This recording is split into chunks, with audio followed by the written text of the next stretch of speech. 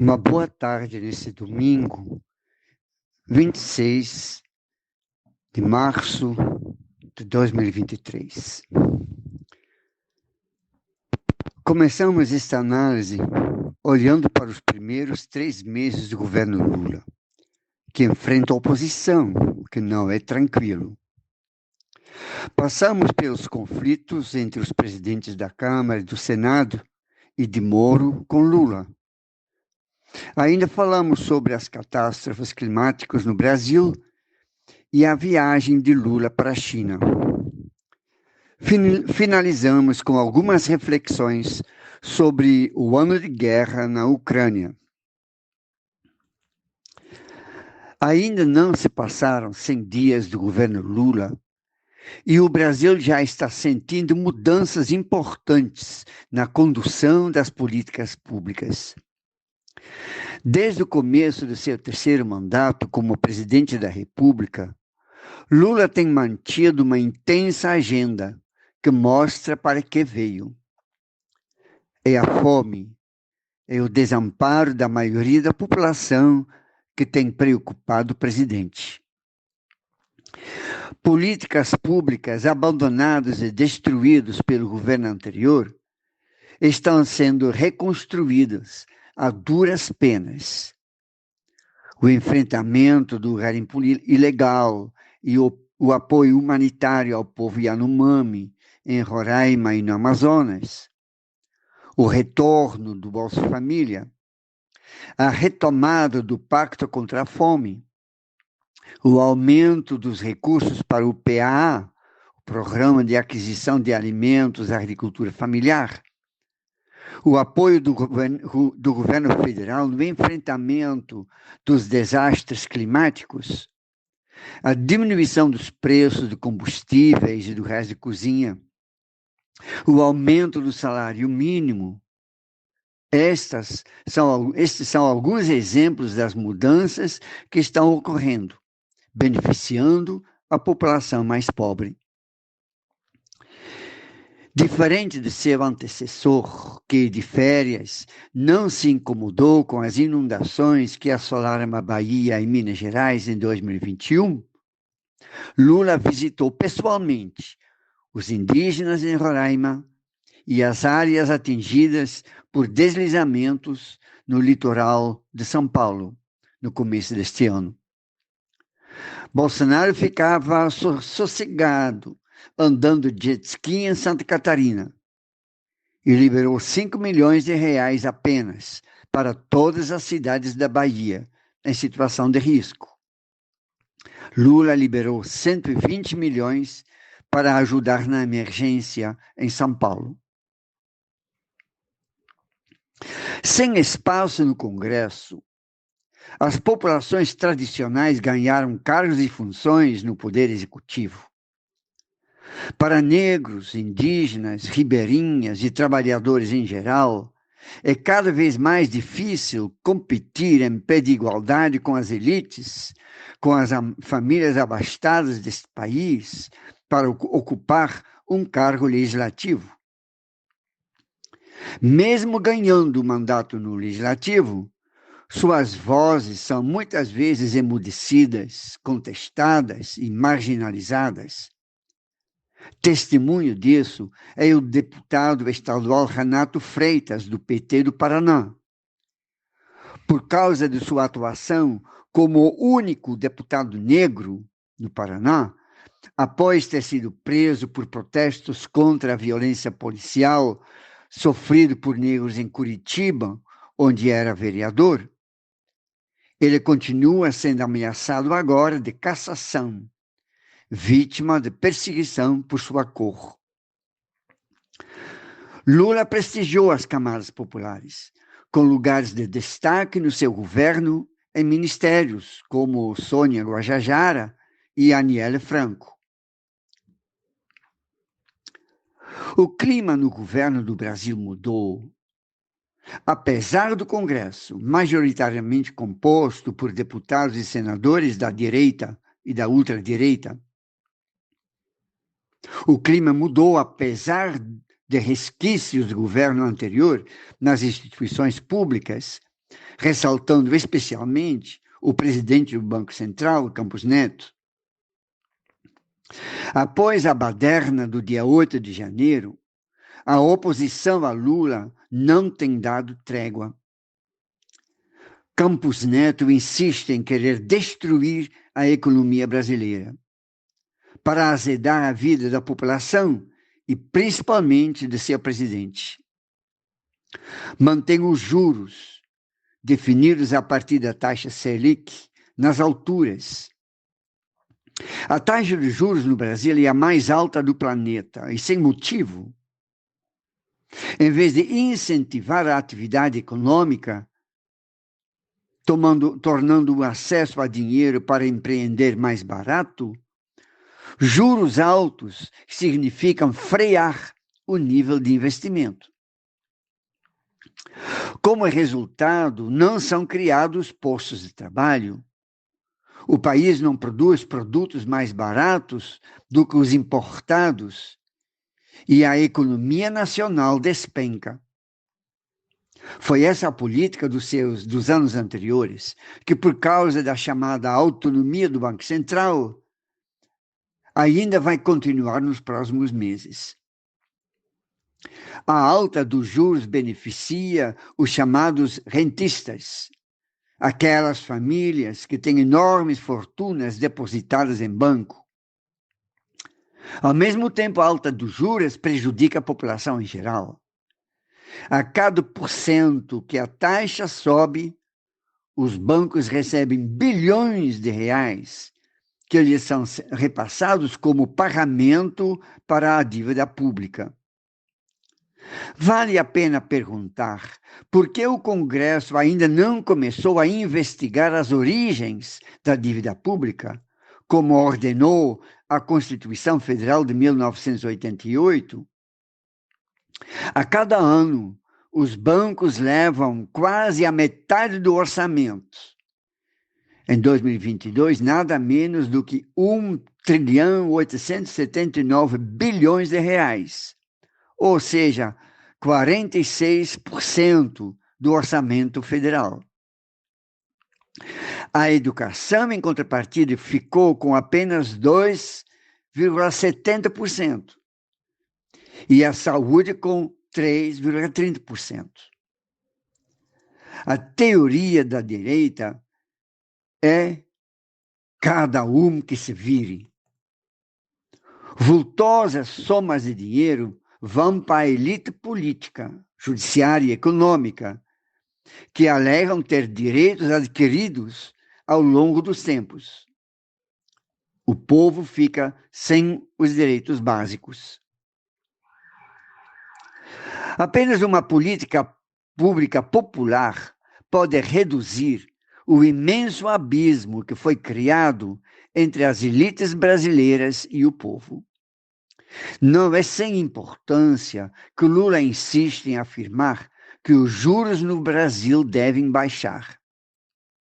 A polêmica com o presidente do Banco Central pode ainda durar por meses e prejudicar seriamente o crescimento do país em 2023, inclusive na criação de postos de trabalho.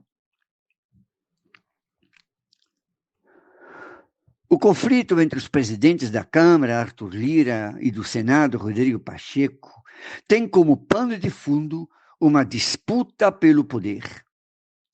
Lira insiste em debater as medidas provisórias não pelas duas casas em conjunta, mas de forma separada.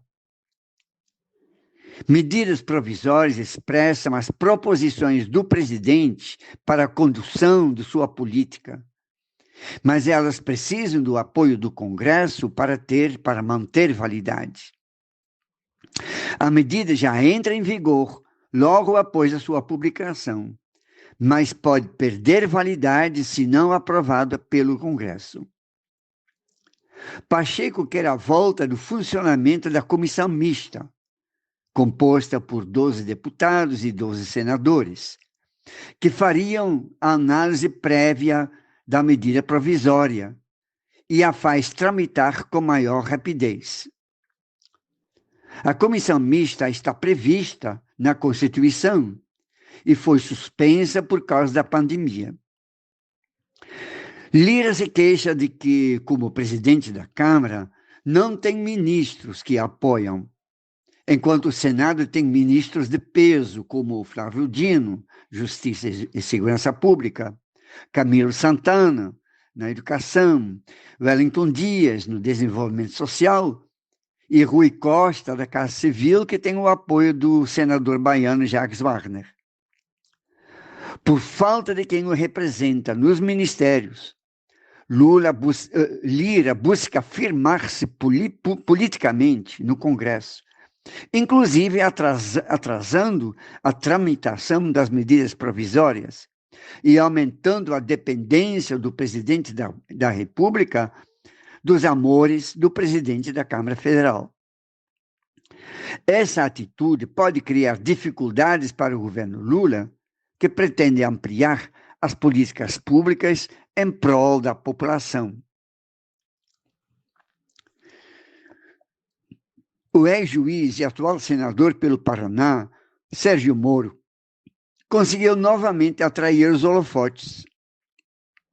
O plano para matar autoridades, montado pelo PCC, nunca teve Moro como alvo principal.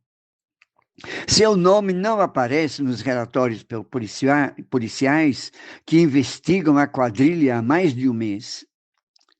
Por isso, Lula perguntou no Pernambuco se Moro, acostumado a manipular fatos, como no Lava Jato, não estava ele mesmo atrás de uma pretensa tentativa de sequestro e assassinato.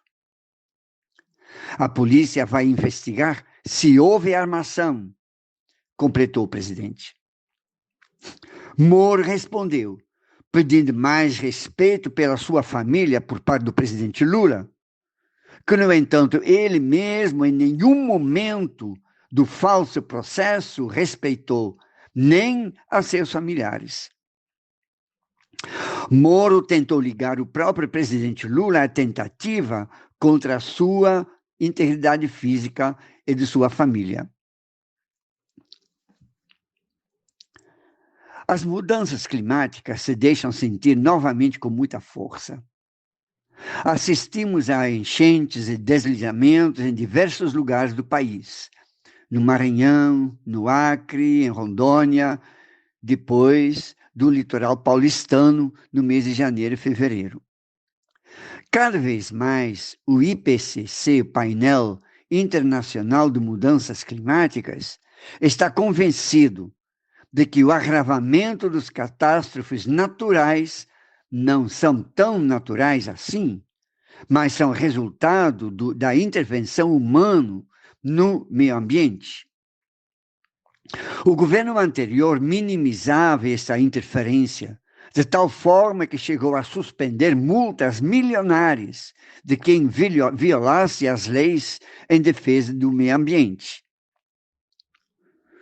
Com Lula, as multas voltaram e tem como objetivo frear a investida na exploração descontrolada das matas e a expansão selvagem do agronegócio.